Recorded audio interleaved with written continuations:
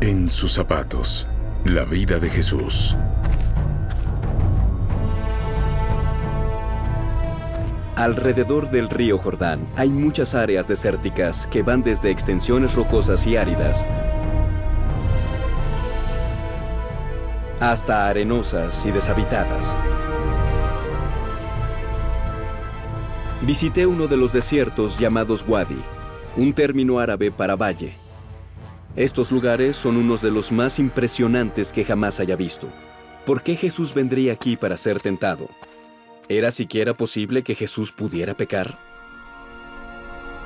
Tentado. Jesús se fue de la escena del bautismo y los relatos del Evangelio lo llevan al desierto, donde se retiró en aislamiento por 40 días. El lugar exacto pudo haber sido cualquier punto a lo largo del Jordán. Gran parte de esta área hoy en día es árida y está despoblada y retirada de la civilización. Algunas personas creen que la tentación ocurrió en estas montañas a las afueras de Jerusalén, con vista a la ciudad de Jericó. Actualmente, un monasterio ortodoxo griego con una vista espectacular marca estas cuevas donde se cree que Jesús fue tentado.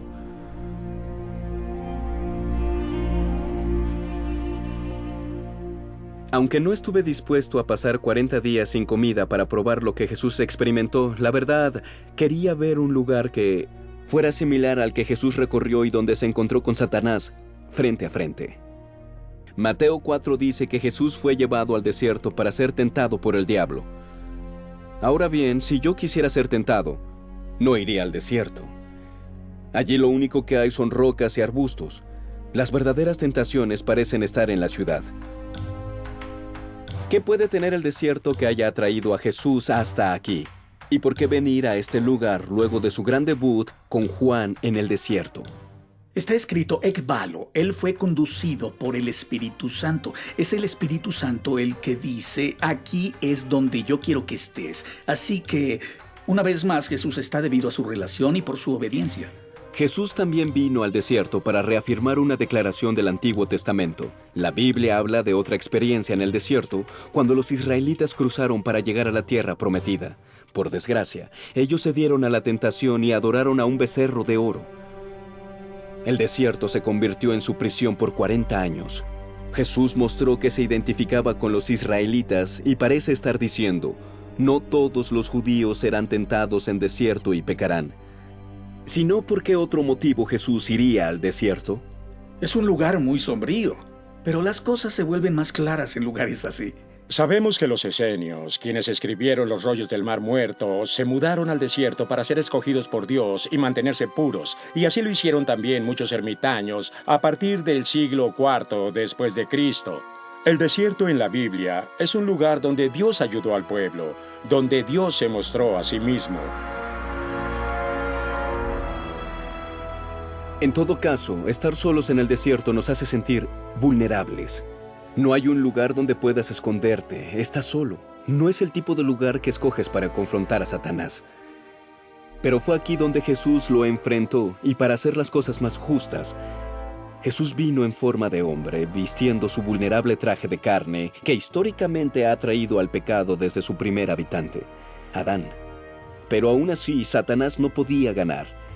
Así que Jesús se hizo más vulnerable, haciendo ayuno. Parte de la importancia del ayuno, para uno, es que elimina algunas de las cosas a las que nos apegamos. Y cuando ya no están, nuestro enfoque se torna un poco más claro con respecto a lo que sí es real, en especial en términos del espíritu. Jesús está en un lugar donde no tiene nada de qué depender. Satanás aprovechó la oportunidad para emplear 3 tácticas para hacer caer a Jesús. Como Satanás conoce nuestras debilidades, usó lo que él creía que eran las debilidades de Jesús. La primera tentación, la de transformar piedras en pan, se basa en la necesidad. ¿Acaso no necesitas esto? Es decir, esto es comida, es algo muy necesario, estoy seguro, no puede suplir lo básico. Y Jesús contesta, no hay nada necesario, excepto esta relación, esta palabra, esta comunicación que tengo con el Padre. Eso es lo necesario. Luego lo tentó para que saltara desde el pináculo. Existía Existía una leyenda judía que decía que el Mesías se presentaría, así que esta tentación de forma independiente haría que lo esperado pasara. Te daré todos los reinos del mundo. Terminemos con esto de una vez. ¿Sabes? No cuesta mucho, solo un poco de adoración en mi dirección. Algo que vengo esperando desde hace tiempo, pero fue otro intento para actuar independiente de la relación. Pienso que Jesús vino aquí al desierto para despojarse física, emocional, personal y espiritualmente de todo vínculo, sin amigos que lo ayudaran, sin fuerzas ni apoyo, nadie en su esquina.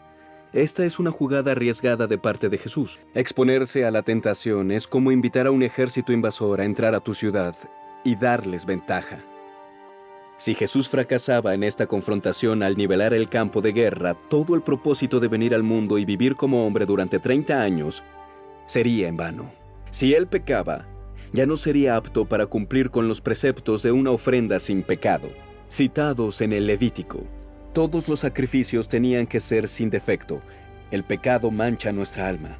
Jesús tenía que mantenerse sin defecto, sin pecado. En principio, no podía fracasar en este ejercicio de tentación, porque estaba en juego la salvación del mundo entero. Pero, ¿acaso tendría Jesús la libertad de pecar? Esta es una pregunta que debaten los teólogos. Existen dos puntos de vista. Uno afirma que Jesús no podía pecar. El otro dice que Jesús no pecó. El primero se conoce como impecabilidad, el segundo como ausencia de pecado. Creo que Jesús no pecó, pero pudo haberlo hecho. Como Dios, Él no podía pecar, pero como hombre sí podía, pero no lo hizo. Si Jesús no hubiera tenido la libertad de pecar, entonces no fue tentado. En mi opinión, la tentación es tentación porque representa la opción de pecar. Si Jesús es humano, entonces tenía la misma opción que tuvo Adán en el huerto. Él pudo declararse independiente. Creo que ese era el fundamento de las tentaciones. Era la opción de actuar independientemente de su unión con el Padre. Quisiera saber cuán delicado era el balance que existía entre Dios y hombre. Poder ser Dios y poder ser hombre significaba que Jesús no era 80% Dios y 20% hombre, ni siquiera 50-50. Jesús vivió 100% como Dios y 100% como hombre. Siempre que haces una pregunta sobre Jesús, tienes que hacer dos. Como Dios lo sabía todo, sí. Como hombre, no. Como Dios creció en conocimiento, no. Como hombre, sí. Como Dios podría haber pecado, no. Como hombre podía pecar, sí, pero no lo hizo. 2 de las 3 experiencias de desierto en la Biblia hablan sobre ángeles que vinieron a asistir a Jesús después de que todo pasó. En esa sencilla afirmación veo la vulnerabilidad y la flaqueza que Jesús sintió en su cuerpo humano.